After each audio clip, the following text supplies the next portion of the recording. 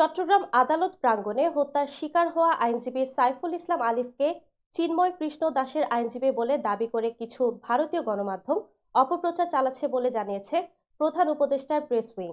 গতকাল মঙ্গলবার প্রধান উপদেষ্টার প্রেস উইং বলেছে দাবিটি মিথ্যা এবং একটি অসৎ উদ্দেশ্য নিয়ে ছড়ানো হচ্ছে। প্রেস উইং জানায়, চিফ মেট্রোপলিটন ম্যাজিস্ট্রেট আদালতে চিন্ময় কৃষ্ণ দাসের পেশকৃত ওকালতনামা থেকে দেখা যায় যে তার আইনজীবীর নাম অ্যাডভোকেট শুভাশিস শর্মা। এ ব্যাপারে সবাইকে যে কোনো প্রকার উস্কানিমূলক মিথ্যা প্রতিবেদন প্রচার থেকে বিরত থাকার অনুরোধ জানিয়েছে প্রধান উপদেষ্টার প্রেস উইং। একই দিনে চিন্ময় কৃষ্ণ দাস ব্রহ্মচারীকে গ্রেফতার এবং জামিন আবেদন নামঞ্জুর করার ঘটনায় ভারতের পররাষ্ট্র মন্ত্রণালয়ের দেয়া বিবৃতিরও প্রতিবাদ জানিয়েছে পররাষ্ট্র মন্ত্রণালয়। পররাষ্ট্র মন্ত্রণালয়ের দেয়া বিবৃতিতে বলা হয়, বাংলাদেশের অভ্যন্তরীণ বিষয়ে আজ ভারতের পররাষ্ট্র মন্ত্রণালয়ের দেয়া একটি বিবৃতিতে সরকারের দৃষ্টিগোচর হয়েছে।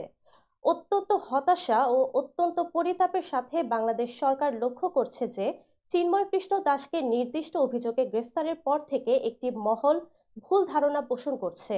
এই ধরনের ভিত্তিহীন বিবৃতি শুধু সত্যকে বিকৃত করে না, বরং দুই প্রতিবেশী দেশের মধ্যে বন্ধুত্ব ও বোঝাপড়ার চেতনার পরিপন্থী।